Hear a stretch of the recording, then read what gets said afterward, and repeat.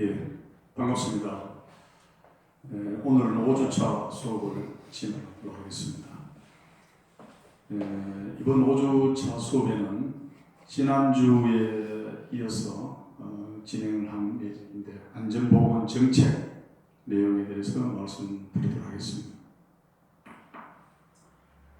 먼저 그 지난주에 우리가 했던 내용을 학습을 정리해 보면 안전보건 정책의 중요성, 즉 정책 입안자 입장에 따라서 많이 달라질 수 있다라는 내용으로 말씀을 드렸습니다. 그걸 얘기를 하면서 생각 차이에 대해서 견해를 달리할 수 있다. 결론적으로 정책 입안자 입장이라는 데 대해서 말씀을 드리는데 그 생각 차이의 내에 대해서 지난 시간에 얘기했는 걸 다시 한번 정리를 해보면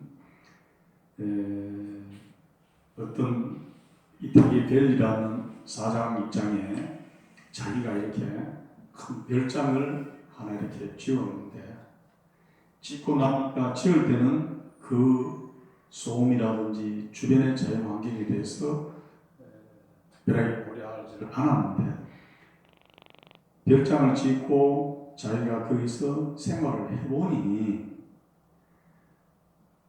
그 이면에 그 인근에 있는 공장에서 나는 소음으로 되었어.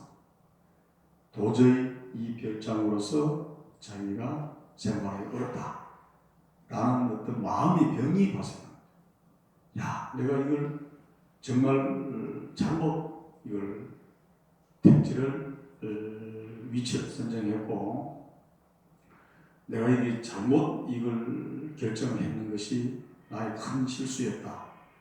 그렇지만 이걸 금방 했던 걸 또 바로 세고 하기가 불가능하기 때문에 그걸 자기가 가장 친하게 지내는 고등학교의 친구였던 친구가 정신과 병원 의사를 하고 있는 친구에게 찾아갔어요. 사실 친구에게 그 내용을 얘기를 했습니다. 친구야, 내 차 이런 내용을 했는데 라고 했더니 그 정신과 의사는 나름대로 어떤 이 사장, 회장에게 제안을 한 거죠. 그 좋은 방법이 하나 있다 라고 하니 이 회장 입장에서는 그 좋은 방법이 뭐냐 라고 얘기했더니 그것이 바로 하는 말이 이 회사의 주식을 사라. 결론적으로 얘기하면 이 벨이라는 사장, 이 별장의 주인 입장에서는 단순하게 자기의 어떤 별장이고 휴식이라는 개념의 한 가지만 생각한다면 그 옆에서 발생하는, 인근에서 발생하는 소음에 대해서 상당히 부정적인 입장이고 자기가 잘못 선정하고 결정했는 내용이라고 고민을 한 사항이지만 친구의 얘기를 듣고 보니 그 인근에 있는 회사의 지주가 되다 보니 그때부터 입장이 달라졌죠. 이 공장 설비의 가동률과 나의 어떤 재산과의 어떤 관계, 그런 관계로 인해서 이 소음도 나에게 상당히 유익한 소음이 되겠구나. 오히려 소음으로 인해서 정말 자기가 못 살겠다, 너무 힘들다라고 하던 마음의 병이 됐던 것이 오히려 소음이 나지 않으니까 오히려 정반대 입장이 되더라고요. 이런 것이 우리가 보면은 우리가 생각의 차이, 우리 인간으로서 인식해야 될 어떤 정책의 중요성, 이런 것을 우리 한번 생각해 볼 수 있다고 말씀드렸습니다. 그렇다면 우리 기업의 입장에 봤을 때는 기업은 생산활동, 결론적으로 이윤이 창출되는 시켜야만이 존재 의미가 있는 것이 기업이죠. 그리고 근로자 입장에서는 뭡니까? 이윤 창출이 우선일까요? 자기 월급을 많이 받고 자기가 노동의 대가를 받는 것이 우선일까요? 이 사업주 입장은 공장 가동을 열심히 해서 이윤을 창출하는 것이 첫째 목적이지만, 근로자 입장에서는 뭡니까? 공장 가동은 잘 돼야 되겠지만 그보다는 본인의 어떤 수입 창출, 자기가 근로의 대가로 받는 급여, 이것이 우선이죠. 정책이 다를 수 있다. 그래서 근로자나 그 다음에 우리 일반 국민들, 그리고 우리 시민 입장에서는 기업을 바라보는 내용이 다를 수 있겠죠. 그래서 최근에는 우리 시민사회에서도 대기업의 횡포다, 또는 대기업에서는 어떻습니까?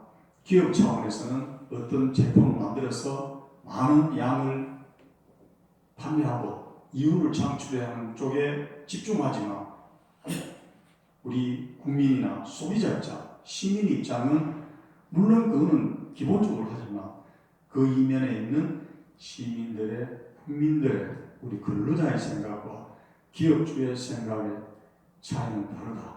이런 것이 어떻게 보면 정책의 자의 선택이 될 수 있겠죠.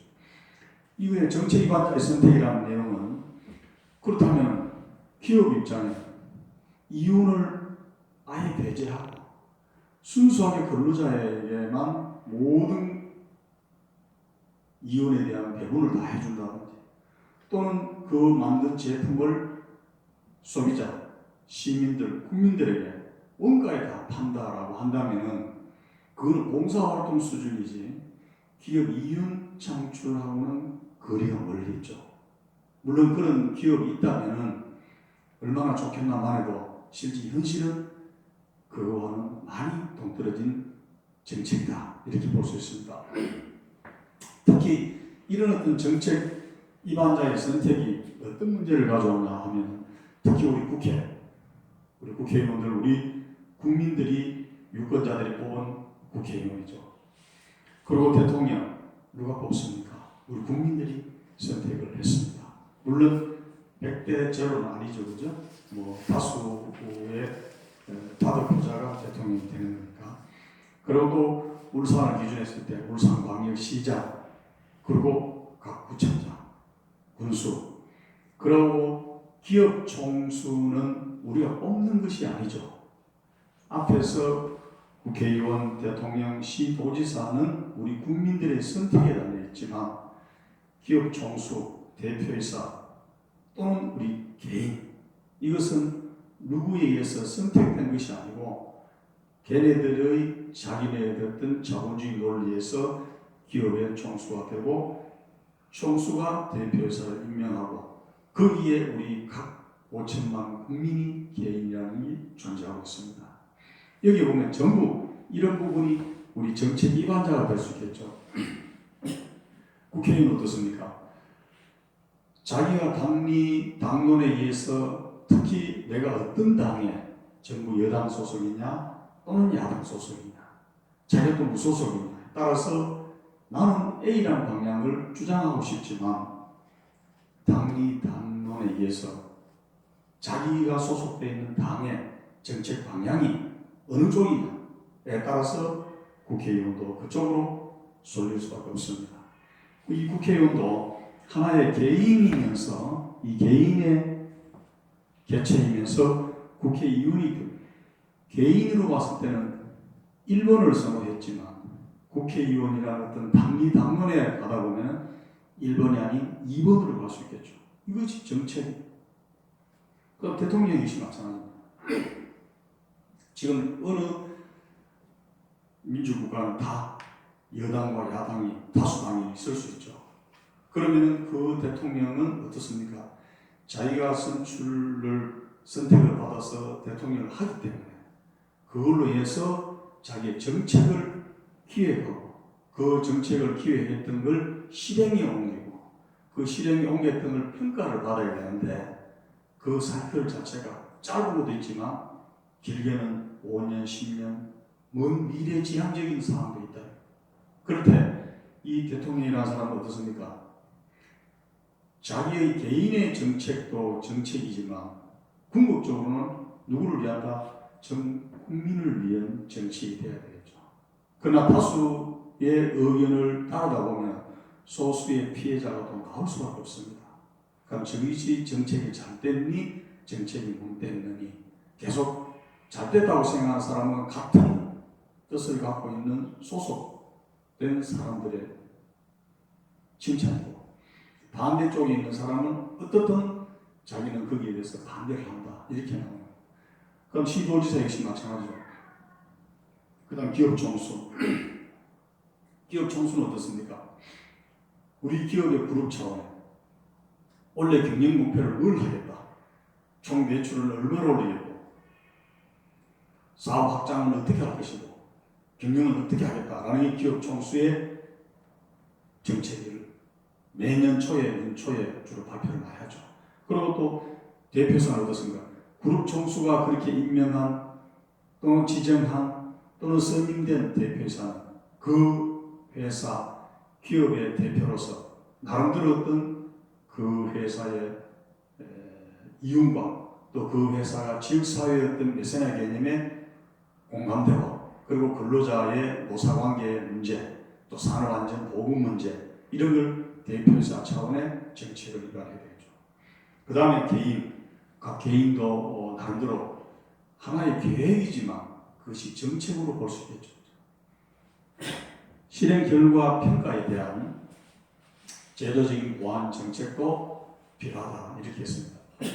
항상 어떤 정책을 시행하고 난 뒤에는 그 정책 자체가 잘 됐는지 안 됐는지, 조금 전에 말씀드린 대로 짧게는 100개월, 보통 1년 또는 2년, 단기, 중기, 장기, 미래지향적인 상황까지 나올 수 있기 때문에 가급적이면 그 평가에 대한 제도적인 보완도 꼭 이루어져야 된다라고 하는데, 사실 우리 지금 현재 우리 제도상 보면은 국회는 우리가 다수를 계속 이렇게 다선을 할 수 있는 거 되겠지만, 대통령, 시도지사, 대통령은 단임이고 시도지사는 3번까지 할 수 있다 이렇게 되어 있습니다.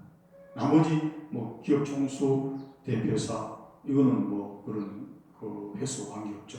그런데 문제는 대통령 입장에서는 늘 우리가 여러분들이 국민 입장이고, 또 우리 기업에 근무하시고, 또 요즘 여러분 조직사회 생활하시고 계십니다만, 지금 현재 우리 문재인 정부, 그 전년에 박근혜 정부, 그 전에 이명박 정부 계속 이렇게 넘어오면서 보면은 매번 대통령이 바뀔 때마다 너무 급격한 어떤 정책 변화가 있었다.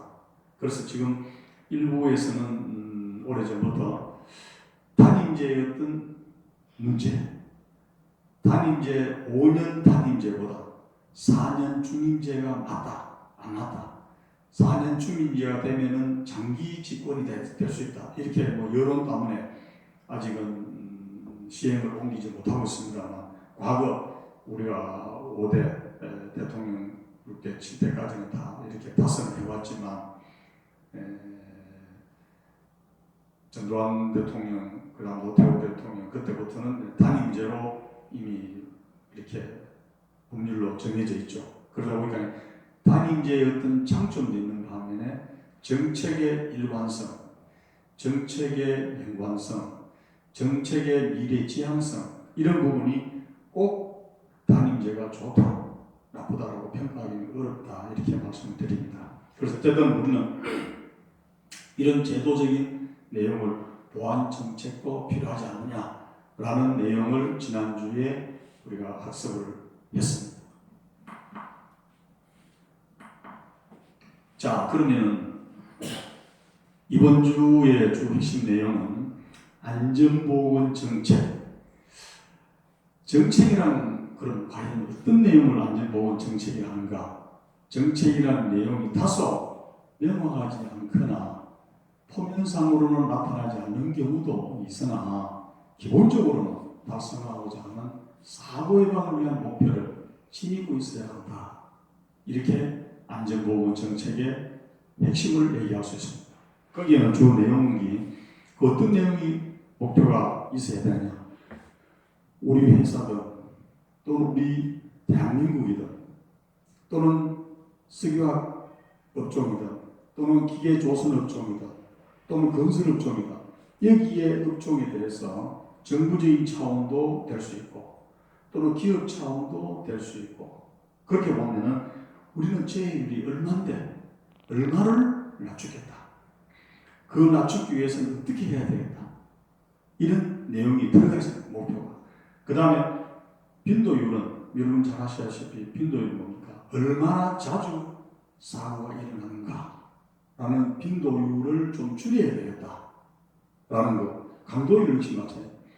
강도율은 사고가 한 건 나더라도 얼마나 심하게 사람이 사망하느냐 또는 중상이냐 경상이냐, 그 내용을 강도율이라고 하죠. 그렇다면 이 강도율을 최대한 이번 문재인 정부에서는 사망사고만은 줄여야 되겠다. 첫째 기본이 이것이 우리 현 정부의 우리 정책 목표죠. 산업안전에 대해서. 그리고 사망사고 제로화를 하겠다. 제로는 하나의 목표, 없애겠다라는 걸 희망사항이지, 그렇다고 사망사고가 작년 우리 1,700명인데 예를 들어서 원래는 1,000명으로 하겠습니다. 이거는 우리가 목표는 물론 목표는 되지만 그 1,000명도 우리 국민의 한 사람이기 때문에 사망사고율을 제로로 하겠다라는 걸 하나의 우리 목표를 그렇게 가져가는 게 맞지 않느냐에 빠집니다. 그 다음에 사고 사망 만행률 역시 마찬가지죠. 이런 내용이 우리 안전보건 정책에 포함이 되어야 된다, 이렇게 말씀을 드리고,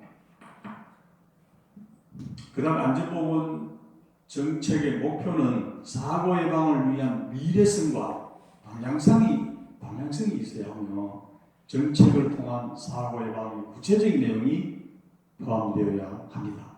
예를 들어서 단순히 그럼 우리 회사 부재 사업장을 구현한다.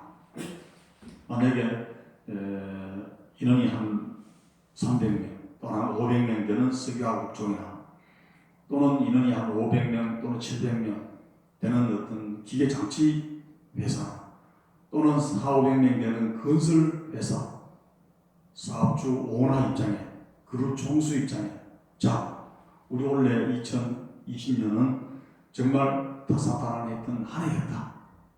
특히 코로나로 인해서 경제활동도 많이 위축이 돼서 원래는 저희들이 열심히 하지 못하는 하나의 대외적인 영향에 의해서 힘들었지만 재해율은 원래 몇 건이 발생해서 우리 근로자 한 명이 또는 두 명이 또는 사망을 하고 또 다친 사람이 몇 명이다.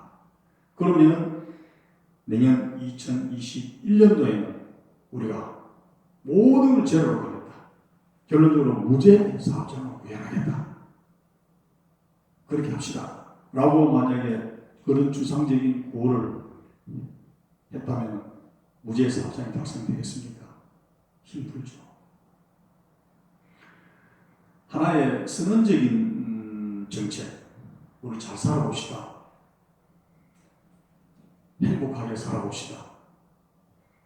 우리 열심히 해봅시다. 무죄 사업장 구현해봅시다. 이런 건 하나의 선언적인 하나의 구호에 지나지 않는 정책이라고 할 수 있겠죠. 어떻게 하면 무죄 사업장을 구현하겠다 라는 게 시행 방법이 없지 않습니까? 이거는 좀 불가능하다. 그렇다면 어떻게? 자, 내년도 우리 무죄 사업장을 구현하기 위해서는 원래 재해율이 평균 재해율이 예를 들어서 0.48인데 우리 회사 재해율은 0.50이었다. 그럼 평균 재해율보다 우리가 0.02 정도 높았다.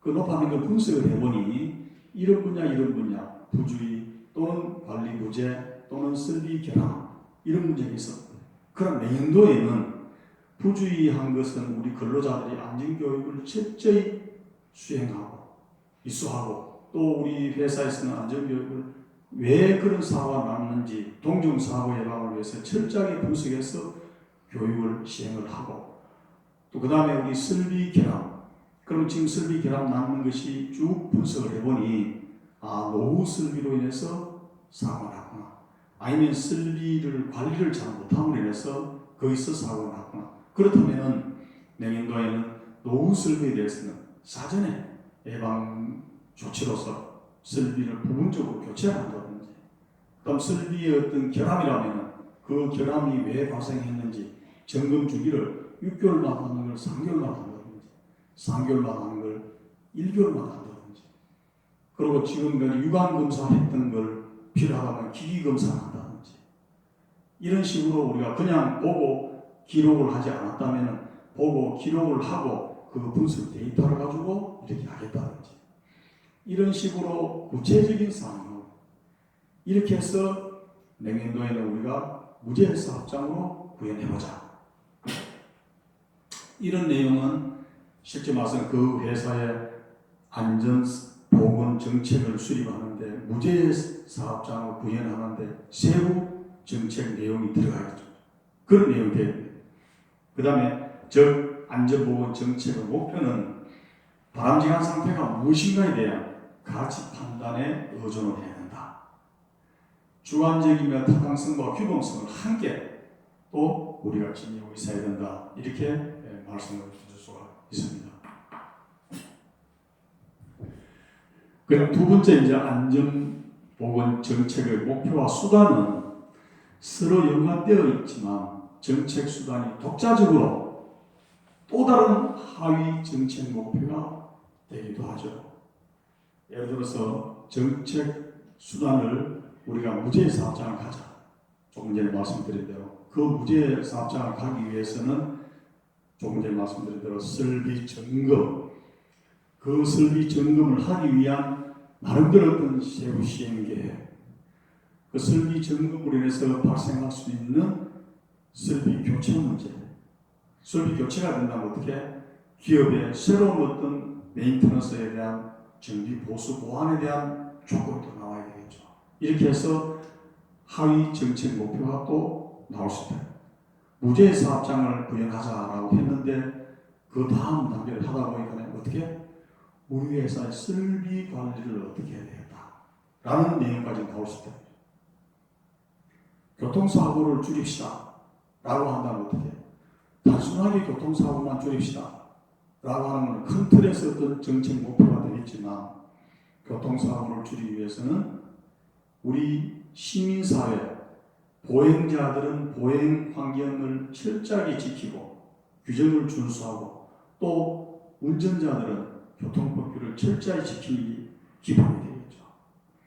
그러나 지방정부, 울산광역시나 또는 교통정책하는 경찰청이나 또 도로를 관리하는 도로정비부서 같은 데 횡단보도의 어떤 구분 색깔이 밴드를 칠해놨는데 탈색이 됐다든지, 또 조명이 어두우면 조명을 또 밝게 준다든지, 그걸 철저하게 관리를 잘해서 그 다음 사고를 예방하는데 목적이 됩니다. 그렇다면 교통사고를 줄이자 하는데 큰 목표였다면 근로자 입장에 봤을 때는 보행 환경까지 나가야 되고, 또는 시 또는 구군청 지방정부 차원에 봤을 때는 거기에 따른 예산 집행이 따라야 되고, 또는 관련된 도로부서라든지 경찰청 같은 데는 교통 표지판이나 또는 어떤 신호등 시스템 자체를 해야 되고, 그런 부분이 정책 목표도 나올 수 있다. 이렇게 하고, 정책 수단은 안전보건 정책 수행 과정상 수혜자와 피해자 등의 어떤 정책 대상의 집단에게 직접 영향이 있을 수 있어 이해관계자들 간의 갈등이 빈번할 수도 있다. 이렇게 말씀을 드립니다. 자, 이 부분에 대해서는 사실 우리가 많이 좀 고민을 해야 될 부분인데, 지난 시간에도 잠시 말씀을 드렸습니다. 기업에서 주로 산재 사고가 발생을 하게 되면, 특히 올해 2020년도 상반기에도 5월달, 6월달 우리 그룹 차원의 울산의 현대중공업 또는 석유화공장 또는 목재공장에서 중대재해가 발생해서 많은 사람이 근로자가 희생이 됐죠. 그 희생될 때마다 그 회사는 회사의 사장 또는 회장이 직접 사업장을 찾아와서 내려와서 주로 이제 본사가 서울 쪽이다 보니 정말 우리 회사는 앞으로 안전사고를 줄이겠다. 이제는 정말 사망사고, 중대재해만은 발생하지 않도록 철저히 하겠다. 라고 사장이 직접 그 경영그룹의 임원들에게 지시를 하고, 또 언론을 통해서도 우리 회사는 앞으로 안전보건을 위해서 100억 원, 200억 원 어떻게 우리가 예산을 확보해서 시행을 하겠다. 이렇게 지금 하고, 그때 일어났던 사고에 대해서는 이번에 정말 우리가 반성을 하기 때문에 다음에는 이런 사고는 절대로 나지 않도록 하겠습니다. 라고 기업 차원에서는 얘기를 주로 했습니다. 근데 주로 그렇게 보면은 보통 사람들은 기업 오너 입장을 본다면 어떻습니까? 아주 시기적절하게 사고가 나니까 참 잘하는 일이네 라고 얘기할 수 있겠죠. 그러나 이미 사고는 났기 때문에. 그러나 근로자 또는 노조 또는 시민사회 입장을 볼 때는 어떻습니까? 아니 아직도 멀었다. 지난해도 사고 나고 올 초에도 사고 났고 그 지난해에도 이런 사고가 났는데 불구하고 매번 사고 날 때마다 똑같은 얘기를 계속 반복을 하면서 사고는 계속적으로 지속적으로 발생하고 있다. 이게 무슨 안전보건에 대해서 기업 그룹 차원의 어떤 배려고 정책이냐. 이거는 있을 수 없다. 기업에 대해서 더 많은 것을 요구를 하고 억제를 합니다. 그렇다면 바라보는 시민, 바라보는 국민, 바라보는 정부 차원에 봤을 때는 어떻습니까? 기업은 정말 열심히 해서 잘했다라고 했는데 불구하고 거기에 상대적인 근로자 또는 근로자를 대표하는 노동조합 또는 시민사회 안전을 강조하는 시민사회는 아직까지 미흡하다라는 상대적인 어떤 내용, 거기에 갈등이 생길 수 있겠죠. 더 해야 된다. 기업의 총수를 이렇게 법적으로 조치를 해야 된다. 이렇게 나온다. 그런데 이런 부분이 흔히 우리가 지금도 계속 이런 사고가 나면은 진행되는 것이 인식이죠. 특히 이제 우리가 보면은 원전 건설 관련, 우리 울산은 원전으로부터 정말 안전하고 편안한 도시는 아니죠. 여러분 잘 아시다시피 울산시청을 기준해서 이 시청이 여기 있다면 저 남쪽으로 25km 지점에 우리 고리원전이 위치하고 있고 또 북쪽으로는 25km 지점에 월성원전이 위치하고 있습니다. 2011년도 후쿠시마 원전 사고가 났을 때 피해 반경이 30km 안에는 거의 초토화가 됐어요. 물론 2011년도 그런 사고는 다시는 발생해서 안 되겠지만 이 자연재해, 천재지변은 다시는 발생해서 안 되겠다는 우리가 희망사항이지만 또 그런 사고가 제발 안 한다고도 어느 누구도 장담 못한다. 물론 지리적으로 일본과 우리 한국하고는 조금 차이는 있지만 이 자연재해에 대해서는 항상 우리가 대비하고 대응하고 예방하고 하는 그런 우리 나름대로 된 정책을 가져가는 게 맞다 이렇게 봐집니다.